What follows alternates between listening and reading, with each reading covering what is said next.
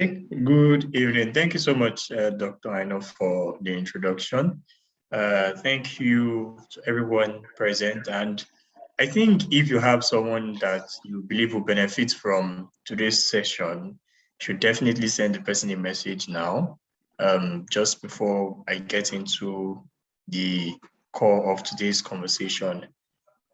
So basically today, I think I should start with Happy New Year since I haven't been here this year.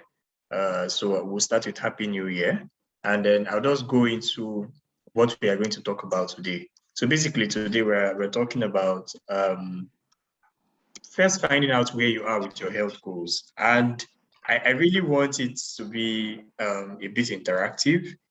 I don't know what your health goals are. So if you share some of your health goals with me, we can use them as examples and also talk about them and see ways you can do better with your goals. So basically, today we're talking about your health goals, like I've said. So first, I'm going to start with sharing my screen so that we can all appreciate the presentation when I start. So let me just do that now. Okay, great. Can you see my screen? Can you see the presentation? Yes. Okay. Yes, Okay, we can. great. Yes. Okay. All right. So, every year, the start of a new year, we all write different resolutions or things that we want to achieve the new year. I think it's a great habit or a great practice, but most of us, we tend to have a lot of things we want to achieve, and we tend to struggle with this. I'm pretty sure for most of us, I don't know who here has a New Year resolution. If you have a New Year resolution, you can just indicate by raising up your hands. Let me see those in this call that have one or two New Year resolutions. They don't necessarily have to be related to health, but just generally like started this year that, okay, I'm going to do this or do that. So you can raise up your hand. Let me just see. And like I said, it has to be interactive. So really, for us to get into the core of what we're going to be discussing and to enjoy it, it would be great if we also engage so we can work together. Okay, someone says my resolution started last year. I don't see any hands up just yet, but we'll move because of time as well. But regardless of where you are in the spectrum, most of us started the year with a couple of things that we hope to achieve.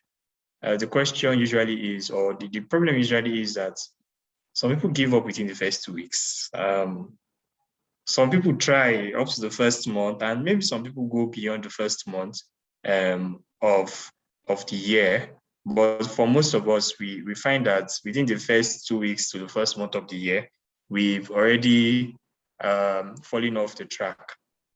And you're not alone. You're in good company, let me put it that way, because most people are in this bracket. The question is, why do people give up? And it's a combination of different things. For some people, it's really around the fact that they set unrealistic goals. For instance, say you want to shed 30 kg within 3 months or even 5 months. Some of us, we try too hard.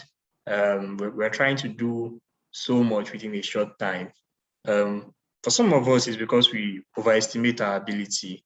As much as I'm a believer in the power of the mind, there's also a place for balancing your self-belief and also your limitations, because we can all do great things, but we are humans, so we also have our own boundaries and limitations.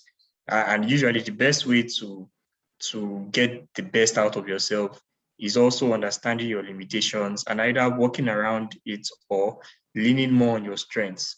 For instance, you want to say build your body, like you want to go into bodybuilding and you're overestimating your ability to work out. again, it depends on your body structure. That will determine how much weight you can easily put up or put on within a short period of time. Because if you're an ectomorph, people that usually have a slim build, it's always going to be harder for you to build muscle mass. So you may be overestimating your ability in that sense. And for some people, it's because they don't have any structure. Yes, you have goals. This year, I want to be healthier. But what does being healthy mean for you? You've not really defined it. There's no structure behind your desire to be healthier. For some of us, there's no support, or we don't have adequate support, because most times we can't really do these things alone, and we need the support of friends and family around us. And like I said again, for some of us, it's because we don't really have clear ways of measuring our goals. For instance, you say this year, I want to be more active physically, but what does that mean? That's vague. If you say this year, I want to take 10,000 steps every day, now you are measuring your physical activity. You're giving a number to your level of physical activity, and that makes it something you can track. And what you can measure or track, you can actually improve on. So these are just a couple of things. And really, I don't know if any of these resonates with someone here. Maybe any of the reasons I've given so far resonates with you. Maybe you notice that some of the goals you've set are not very realistic. Say you want to make 1 billion this year, and maybe you've not even made 1 million yet. Of course, making 1 billion is not impossible, but you have to start from somewhere, right? And so many other things. So I don't know if any of these reasons resonates with you. If there's something you can see here that you're doing that may be affecting your goals, if there is, you can always share with me. But really, I'm going to really tackle how you can do better in terms of setting your goals and also achieve them. And the first and probably one of the most important is starting small. If you look at the background of this start small, you can see a seedling starting from the seed, and it's germinating to a seedling and to grow on to become a plant. And if you look at if you have children that have grown, you will see that if you just think back to for the mothers here, when you first gave birth to your child, how tiny and small the child was. And if your children are a bit grown now, you see maybe some of them are taller than you, and bigger than you, and you're just wondering, this small child of yesterday. But that's it. Everybody starts from somewhere, and it's always important to start and start small. You don't have to go all out. Yes, I know your goal, the goal you're trying to achieve is very, very important, but it's always important to start small because it makes the journey less scary. If you normally drink a bottle of soft drinks every day or 2 bottles every day, you can't suddenly start the year and say, this year, I'm not going to take soft drinks at all. I think that's a very unrealistic way to go about it, and it's not sustainable. So instead of doing that, you can start small and say, okay, instead of taking 2 bottles every day, I'm going to take only 1. That's progress. Of course, over time, you're going to build on it. But starting small is, you don't go from 100 to 0 abruptly. Most times, it's very difficult and it's not sustainable. So it's usually easier to gradually go down the line or to climb up, depending on what you're either trying to remove or what you're trying to accomplish. So starting small is a very key way to setting realistic and sustainable health goals. So whatever health goal you're trying to achieve, for instance, I know someone has said we want to eat less sugar. To eat less sugar, if you're able to measure your sugar intake or the sources of sugar in your diet daily, you can now from there cut down on 1 or 2. For instance, maybe every time you drink tea, you like to drink tea every morning and you take 5 cubes of sugar. So you can now, from 5 cubes of sugar, you say, okay, I'm going to cut it down to 2 or to 3. That's more realistic than saying you are going to start taking tea without sugar. It may not be something that you find enjoyable or pleasurable. So starting small is one way. The next is setting SMART goals. I'm sure we've all heard about SMART and setting goals that are specific, measurable, attainable, realistic, and time-bound. So specific goals really is about putting a number to it.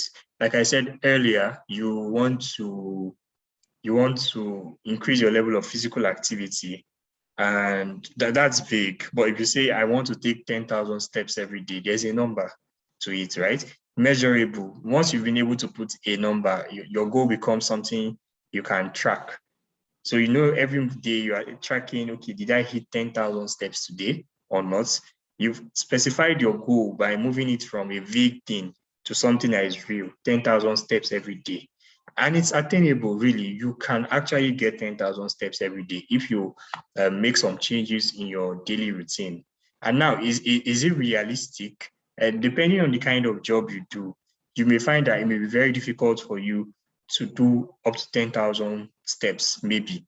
So maybe based on your job and your routine, maybe you can do 5,000. So you start from 5,000 and then you begin to build it up, because you have to be honest with yourself. Something that we tend to do is that we tend to underestimate the challenges we face and overestimate our ability. And when you do that, you find that when you now enter the real deal, you struggle because you overestimated your ability to cope with that pressure or with that situation.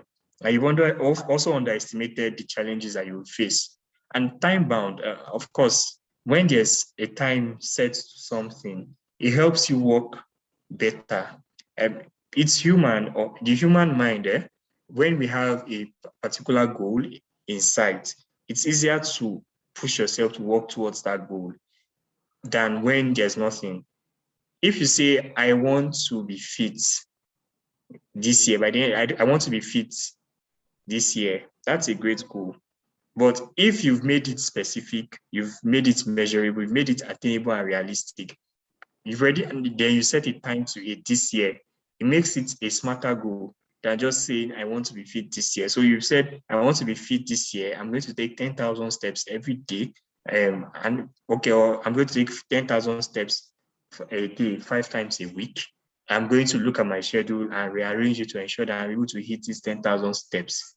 And I'm going to increase these 10,000 steps from 10,000 to 15,000 steps within the next 6 months. So you also put a time to it and all of that. So these are ways to look at your goal setting as well. So from there, I'll move on to the next one, and which I think is very important. Don't set your goals alone. Some of us are pretty good at intrinsic motivation, meaning you can motivate yourself and get yourself to be able to do these things, and that's wonderful. But for the rest of us, and for majority of us, we tend to need them to work in groups, maybe small groups or big groups. But we tend to find that we get some, will I say, strength and drive from others. So I've put a picture of a group of women.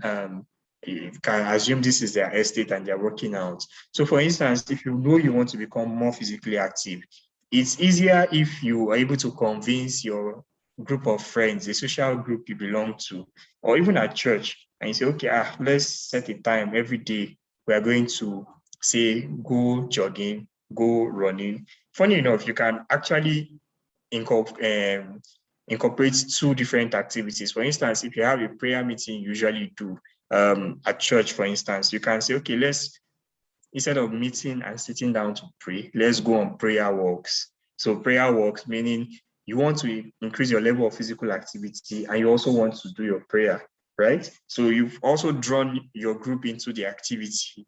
So that way, as a group, there's some level of accountability, there's support for you. You're not doing it alone, which is very important. So even on the days when you find that you don't really want to do anything, your group will call you, someone from your group will call you, are you not coming today? We're expecting you, we're waiting for you, we want to start, so please be on your way. And when you have something like that, it keeps you going on the days when you don't have the strength or you're not really feeling up to it. And that's what the group does for you, honestly. Yes, like Dr. Aina has said, teamwork makes the dream work, and that's so true.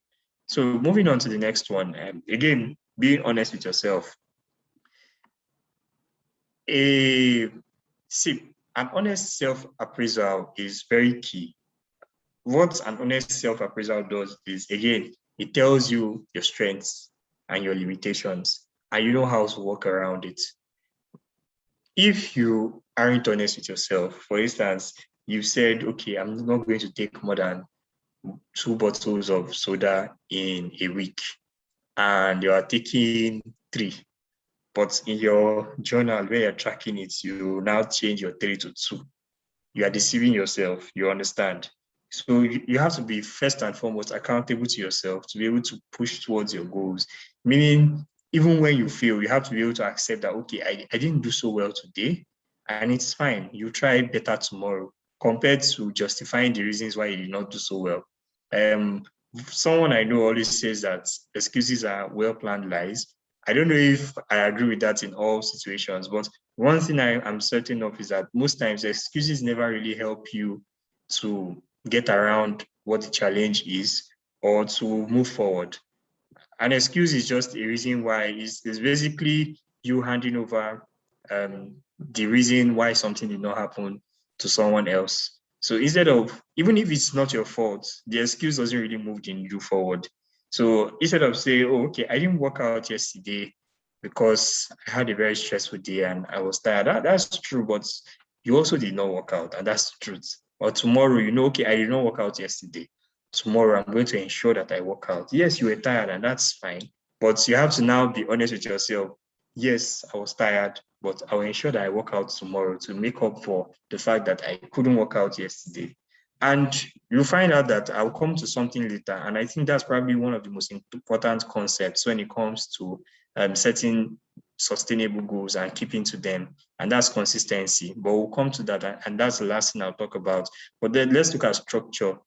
Setting a structure to your health goals, again, is very important. Sometimes your structure can take the place of a schedule in the sense that you have a routine. I personally like lists, to-do lists or schedules or routines that I tick. In fact, just ticking my to-do list or canceling things from my to-do list makes me feel, let's say, fulfilled, like I've done something. So it's always very nice to see an entire to-do list nicely ticked off and crossed off. It makes you feel like, okay, yes, I'm actually being productive. So in terms of setting up a structure, if, for instance, you set up a list on your phone and for every day that you hit your health goal, like maybe you eat a fruit that day, or if that's your health goal, eating a fruit daily, or maybe you took 10,000 steps, if that's your goal, or maybe you went jogging that day, or maybe you just took time out for your mental health to meditate or to just clear your mind. Whatever your goal is, once you've made it smart, you made it measurable, and you specified it, then you now also set up a structure to keep tracking yourself. So it means that you know that, okay, I want to work out 5 times a week, 30 minutes 5 times a week. So every week you review, how many times did I go this week? And when you say, okay, I didn't do 5 times this week, or okay, I did 5 times this week, I did 5 times last week, you see that you are making progress, you understand, or you are being consistent, and it keeps you going. But if you don't have a structure for being able to review yourself, or a structure that helps you know that, okay, I'm here to do this thing today, you've not ticked it off your list, you may find yourself really struggling with your goals because there's nothing that makes you really review or objectively measure how well you're doing or how badly you're doing, depending on what the case is. So the next one also, again, it goes beyond being in a group, because again, sometimes you can get lost in a group.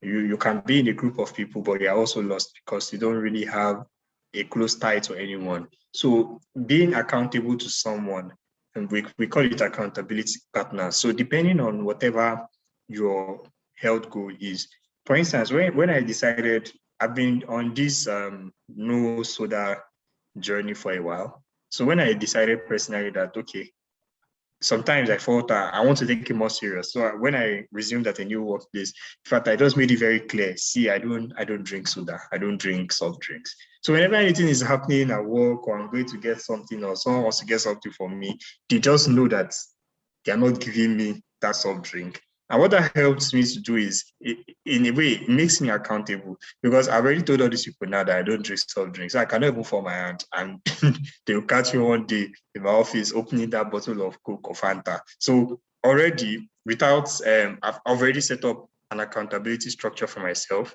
It's a public one, because if I want to drink soft drink in my office now, it means I have to hide and lock the door to drink it. And I mean, that's just ridiculous.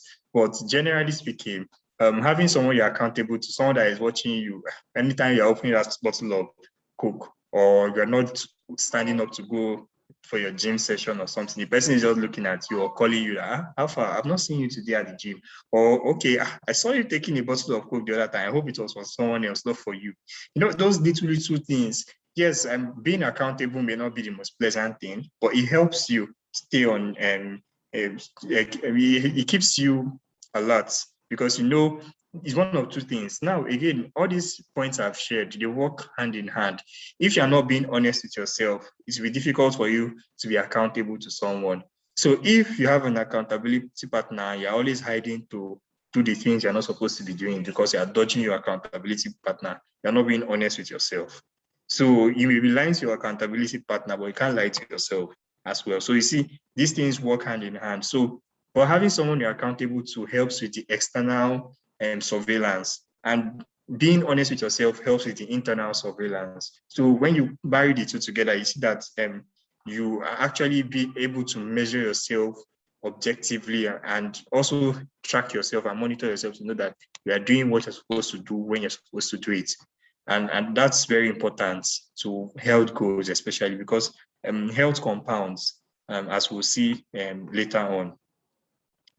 So make your environment work for you. It's one of the things you read in this book. There's a book called Atomic Habits. I think it's a very fantastic book for those that are learning or trying to see how they can build new habits.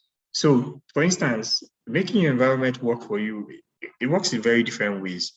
You cannot say you are trying to fast from, or you're trying to abstain from soft drinks, and your fridge at home is filled with all the brands of soft drinks, all different flavors. It just won't work for you, because it's like your temptation is out there in the open. You understand? So if you know you have a health goal you're trying to reach, like you know that you're trying to avoid taking pizza too much, and you know that the common way you tend to buy pizza is on your way from work, you pass maybe Domino's or one of those places, you pass it, you drive past, and most times you end up driving in to just buy the pizza. You know that what you should honestly do for yourself is probably take an alternative route, just to ensure that you are not in that same space as much as possible. If you know you're trying to cut down on your alcohol intake, for instance, you also know that maybe you have a group of friends you tend to drink with, maybe best for you to either not hang out with those friends, or if you're going to hang out with them in a neutral environment, meaning not somewhere where you can easily get alcohol. So that's also part of making your environment work for you. It can also be something as simple as, you know, you want to work out every morning, right? So the night before, you can put your running shoes beside your bed, or at a spot where, you know, when you wake up in the morning, it's one of the very first things you're going to see. In fact, maybe you can even go to sleep with your running shoes. So that when you wake up, as you get down from your bed, you know that, okay, I'm wearing these shoes and I have to go running. Some people say something like, okay, you know you need to work out or exercise, but you're not really feeling up to it. So why not just wear the workout clothes? Sometimes just wearing those clothes or wearing those shoes can put you in the mood or help you get into that space. So that's part of making your environment work for you. You know you want to start meditating, so you can look for a clear space or rearrange your environment to ensure that you have a calm, quiet space where you can do more of that. So the point is, making your environment work for you is very important also in achieving or sustaining your health goals throughout the year and even beyond.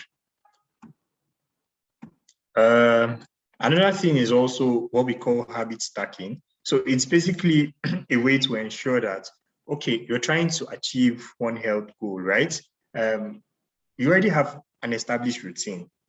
I tell patients sometimes when I interact with them that, see, there are things that you must do daily. In fact, it's at a point in your life where you don't really think about it. Sometimes things like brushing twice a day, um, or things like having your bath, they're already like part of you, right?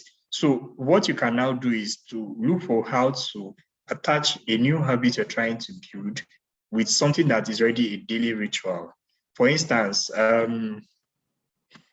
let's look at this on the right. You know that you shower for 15 minutes and get ready, then you start working. Let's say you're working from home. So, and now you want to start meditating. A great way is after showering is something you already do.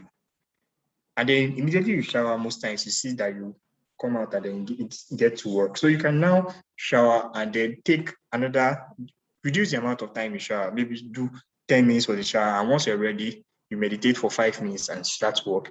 Another way I advise people is, you want to work out in the morning, right? So why not wake up a bit earlier? And now you don't have to do 30 minutes of workout at once. If it's 15 minutes, you can do initially and 15 minutes later. It's fantastic. So why not wake up a bit earlier, say 15 minutes earlier or 30 minutes earlier, do that workout. The natural thing is you're always going to have your back. But once you associate working out and after working out, the next thing is you want to have your back because you're sweating anyway. It becomes natural so that if you're able to actually do these things sustainably or consistently for a month plus, you'll find that the next time you enter the shower in the morning and you've not worked out, you feel weird, like, okay, I'm missing something because your brain has already associated, okay, once you step into the shower, most times you're just recovering from your workout, you're still sweating and all of that. So your brain already, okay, I'm not sweating, there's something off. So that's what we call habit stacking. It's really just about attaching a new habit to an established old habit already. And it can be in different ways. You can really look at your routine and get something going. If you know that, okay, every morning I spend so minutes cooking, and the time you spend sitting in the kitchen waiting for the food to get to a starting point, you can use that time to get some of your steps in. So you're just getting some steps in. You know that, okay, every morning it takes 15 minutes for this rice to cook or whatever. And you can use that time to just walk around your kitchen. So yeah, you're doing two things. You're attaching something that you always do, or you cook rice on Sunday and it takes so minutes for this rice to cook. So within that time, you can be doing your workouts in the kitchen so your food will not burn, while also doing what you always do, your routine, your already established routine. So that's another way. And I think the most important, you can do all of these things, but if you are not consistent, truth is that you are going to fail. Consistency is the most important aspect of almost any venture you are going to get into. So if you look at the picture, there's the guy with the small rungs, the ladder with the small rungs, and the ladder with the large ones. And I like to think of consistency as these small rungs, small building blocks. They say small drops make a mighty ocean. And it's really so important because at the end of the day, if you take these small steps consistently, if you do your health goal consistently for 1 month plus, you will feel the difference in your body. No one would have to tell you, oh, okay, how you're looking, you would know before anybody even tells you. And there's something affirmative about being able to create a new habit or being consistent in something. There's a way you feel when you've conquered yourself, because probably man has conquered his environment and there's a lot of things we can do today. But one of the hardest things, especially in today's world, is being able to conquer yourself, being able to ensure that you do the things you say you want to do as and when you plan to do it, because there's a lot jostling for your attention. There's a lot in this world today that wants your attention and wants your time. So if you're able to consistently keep to something that you've said, okay, every morning I'm going to, or every day I'm going to eat a fruit consistently, and you're able to keep doing it every day, you'll find that you probably not need all those things you have to do, because you already have the fruits in you. You already have the nutrients you need from eating those fruits. Or you find that you don't necessarily have, if you need to exercise, you don't have to take any thing because you're already consistently doing the things you need to do to ensure that you stay fit and healthy. So the point is, there's a lot we can do in our lifestyle and in our daily living. And if you're consistent enough with them, if you're consistent enough with your little health goals that are realistic, that are time bound, they are measurable, you would go a longer way in achieving those goals. And I think the final parting point is at the end of the day, I'm not really big on resolutions because I think beyond making resolutions, we should be looking more at creating habits. And whatever it is that you've written down as your resolution is something you really want to be a constant in your life. So looking at a way to make that thing a habit is probably going to serve you more in the long run than looking at it as just a new year resolution that will be gone by the middle of the year most times. So whatever it is that you've written down as your health goal for the new year, look for how you can make it a habit. And of course, it's always possible to make anything a habit. All it needs is time. All it needs is time, dedication, consistency, accountability, support, a structure, and all of that. Honestly, and you see that those New Year resolutions you've written, because at the core of the desire to lose weight is what? The fact that you want to live a healthy life. At the core of the desire to exercise, the fact that you want to remain physically fit. So if you set up your schedule and your life to be able to do those things, you find in the long run that will benefit you more. So that's all I have for today. Thank you.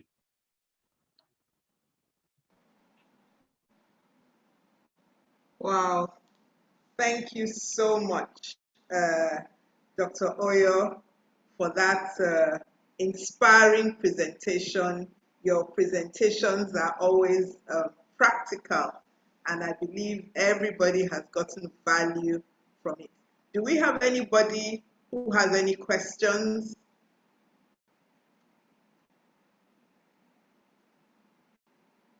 Well, while we wait for questions, I would also like to ask again whether we have any guests in the house.